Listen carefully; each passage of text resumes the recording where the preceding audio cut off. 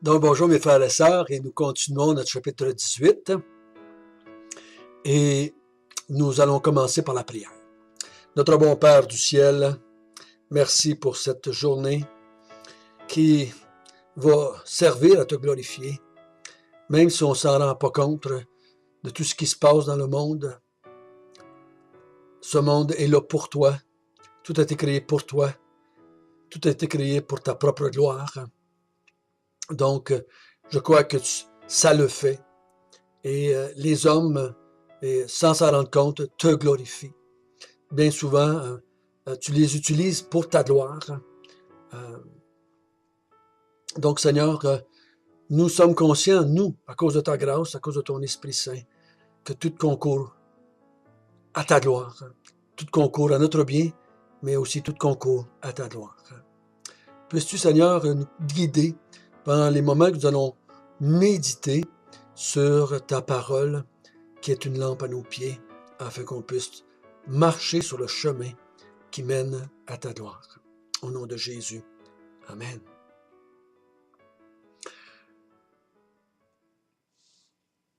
Nous avons vu hier comment entrer dans le royaume des cieux. Le titre était « Le royaume des cieux est pour ceux qui sont comme les enfants ». Et rappelons-nous que ce texte n'a pas été écrit pour nous encourager d'être humbles dans le royaume des cieux, mais que nous devons être humbles comme des enfants pour entrer dans le royaume des cieux. Il faut abandonner cet orgueil et d'indépendance, cet orgueil de vouloir faire ce qu'on veut, de vouloir même dire à Dieu ce qu'on veut. On voudra dire à Dieu comment diriger les choses. Il dit, non, vous devez être humble et accepter moi comme roi et mon royaume. Et vous soumettre à ce royaume-là que je veux établir pour la gloire de Dieu. Donc, nous avons vu hier cette vérité-là. On va voir une autre vérité pour pouvoir entrer dans le royaume des cieux. Chapitre 18, verset 6. Mais si quelqu'un scandalisait un de ces petits qui croient en moi, il voudrait mieux pour lui qu'on suspende à son cou une meule de moulin et qu'on le jette au fond de la mer. Malheur au monde à cause des scandales, car il est nécessaire qu'il arrive des scandales. Mais malheur à l'homme par qui le scandale arrive. Si ta main ou ton pied sont pour toi une occasion de chute, coupe-les et jette-les loin de toi. Mieux vaut pour toi entrer dans la vie boiteux ou manchot que d'avoir 2 pieds ou 2 mains et d'être jeté dans le feu éternel. Et si ton œil est pour toi une occasion de chute, arrache-le et jette-le loin de toi. Mieux vaut pour toi entrer dans la vie n'ayant qu'un œil que d'avoir 2 yeux et d'être jeté dans le feu de la géhenne.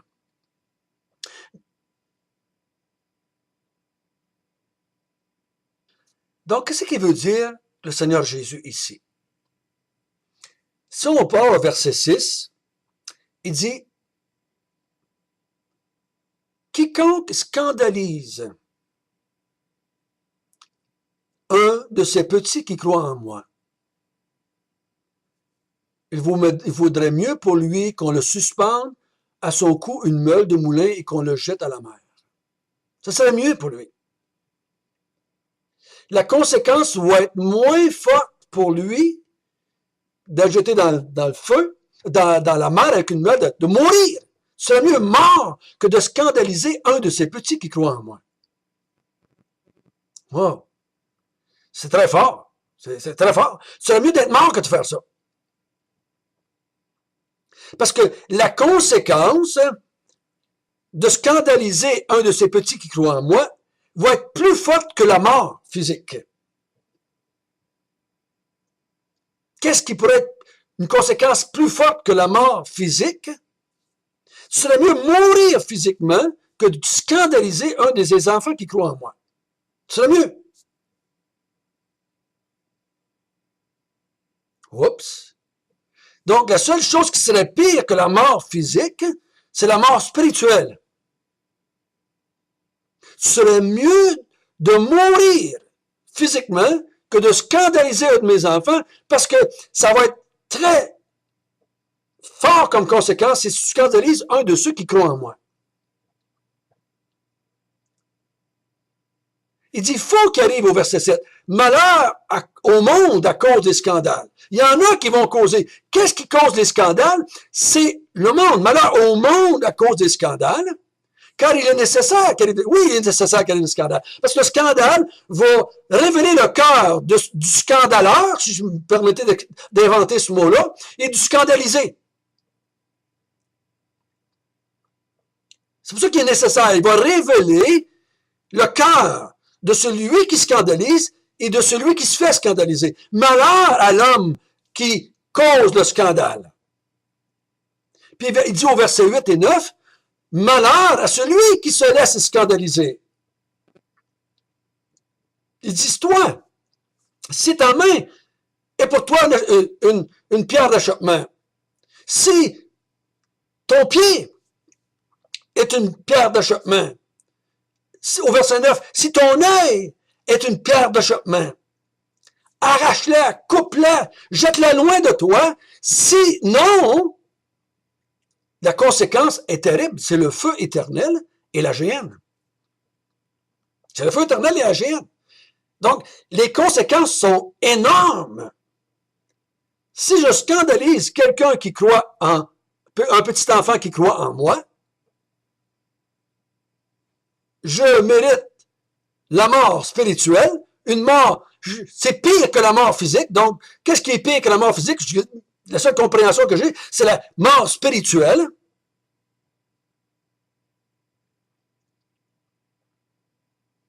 Donc, il dit, puis si toi, tu te laisses scandaliser, c'est qui se laisse scandaliser ici?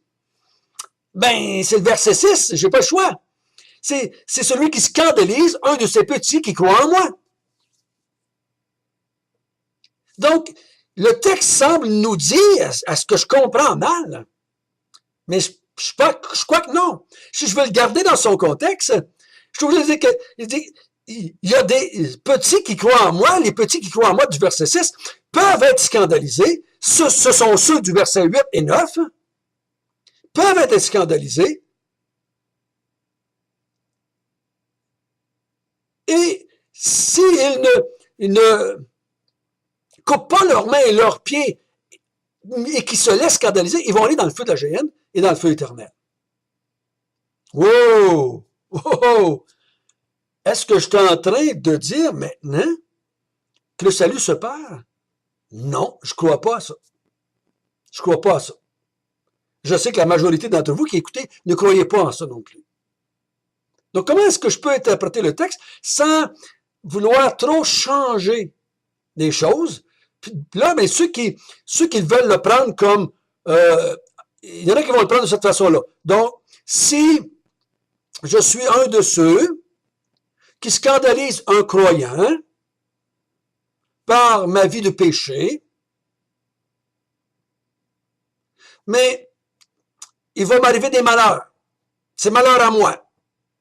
Il va m'arriver des conséquences sur la terre. Il va m'arriver des choses négatives sur la terre, et peut-être, il y en a qui vont aller jusqu'à dire, ben, je vais perdre des récompenses dans le ciel, mais que je meurs. Mais je crois qu'il y a peut-être une autre façon de le comprendre. C'est que le verset 6 ici, mais si quelqu'un scandalisait un de ces petits qui croient en moi, si on l'interprète comme des disciples de Jésus qui sont là présentement, qui croient en lui, mais qui n'ont pas encore cette foi ou cette croyance qui amène la personne à être transformée, à être née de nouveau. Je pense que la meilleure façon, c'est de dire, ces petits qui croient en moi, qui veulent, qui me suivent présentement, qui pensent que je suis le Messie, qui veulent venir avec moi, si je scandalise ces enfants-là, ces petits-là, et que finalement ils décident de ne pas me suivre, comme il y a des disciples de Jésus qui ont suivi pour un temps et qui ont abandonné par après,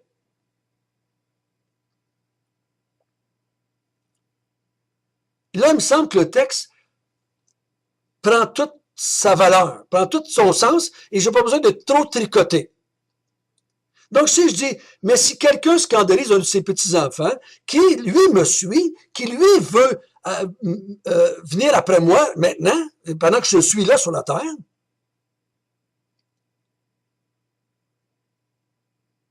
et que vous voulez scandaliser, que vous voulez pousser à m'abandonner pour toutes sortes de raisons, vous voulez essayer de les convaincre, vous voulez réussir à les convaincre que je ne suis pas le roi, et que le royaume que je présente, ce n'est pas le vrai royaume,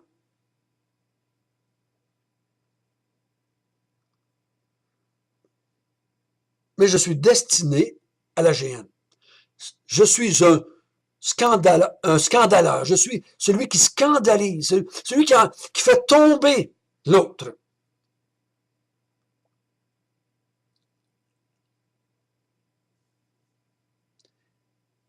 Et le verset 8 et le verset 9, il dit, si toi qui a commencé à me suivre, qui croit que je peux être le Messie, qui croit que je peux être le roi envoyé par Dieu, si tu te laisses séduire, si tu te laisses scandaliser, si tu te laisses détourner, tu es destiné à la géhenne, au feu de l'enfer. Donc, celui qui scandalise et celui qui se laisse scandaliser, tous les deux sont condamnés. Et c'est ce que je pense que Jésus va dire ailleurs, ou qu'il a dit d'une autre façon ailleurs, c'est des aveugles qui conduisent d'autres aveugles. Il y a des milliers de gens, je crois personnellement, qui ont suivi Jésus, qui ont cru jusqu'à un certain point qu'il était l'envoyé de Dieu, qui ont cru jusqu'à un certain point qu'il pouvait être le Messie. Mais en s'en allant, pour différentes raisons, à cause des persécutions, à cause des tribulations, à cause des insatisfactions, à cause que Jésus va être persécuté, qu'il va mourir, ils vont abandonner, ils vont laisser tomber, parce qu'ils ne comprennent pas. Et finalement, ils disent, on s'est trompé, notre compréhension, c'était pas lui le Messie, c'était pas lui. Et finalement, ils vont être dans la foule qui vont crier « Crucifie-le, crucifie-le ». Donc, pour moi, ça me semble être plus facile à comprendre de même que c'est d'appliquer ça à des chrétiens pendant leur vie chrétienne. Parce qu'on est encore en train de vouloir parler pour entrer dans le royaume des cieux. Donc, il dit, si tu scandalises ou tu te laisses scandaliser, malheur à toi, tu es destiné au feu de la géhenne.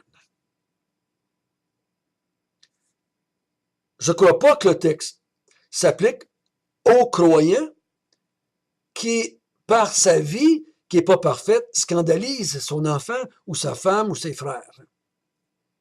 Parce qu'aucun de ceux-là, c'est malheur à eux. Aucun de ceux-là, c'est la géhenne comme destinée. Ça ne peut pas être ça. Donc, j'espère que j'ai pas été trop compliqué. J'espère que j'ai pas été trop compliqué. Donc, Jésus dit, si vous scandalisez un de ces petits qui me suit, un de ces gens-là qui viennent, qui sont avec moi, qui me suivent présentement, qui croient que je peux être le Messie, l'envoyé de Dieu, c'est malheur à vous. Si vous êtes de ceux qui vous laissez scandaliser, parce que vous voulez quoi? Vous voulez prendre de quoi? Vous voulez aller à quelque part, vous voulez regarder quelque chose, vous vous laissez scandaliser, vous voulez autre chose de ce que moi je veux vous présenter, vous êtes destiné au feu éternel et à la géhenne. Il me semble que cela, pour moi, ça fait plus de sens que l'autre. Ça rejoint un peu les enseignements des paraboles, un peu comme la parabole du sommeur, des gens qui reçoivent la parole et qui finalement, le diable vient l'enlever, des gens qui croient, mais finalement les persécutions les empêchent de grandir, D'autres, ils croient, mais les richesses de ce monde les amènent à ne pas porter de fruits. Voyez-vous, ça ressemble à ça. C'est la même vérité, je crois, ici. C'est la même vérité ici. Donc, je vous encourage à le voir de cette façon-là. Notre Père du ciel, béni sois-tu, béni sois-tu, que tu nous as donné la grâce de ne pas scandaliser, dans le sens d'éloigner les gens de toi, mais nous sommes de ceux qui poussons les gens vers toi. Nous sommes de ceux qui disons que tu es le roi, que tu es celui qui a emmené le royaume. Et nous te rendons grâce qu'on ne s'est pas laissé scandaliser ou laissé détourner de la vérité qui est en toi. Tout vient de toi, tout vient de toi. Nous te donnons la gloire pour tout cela. Au nom de Jésus, Amen.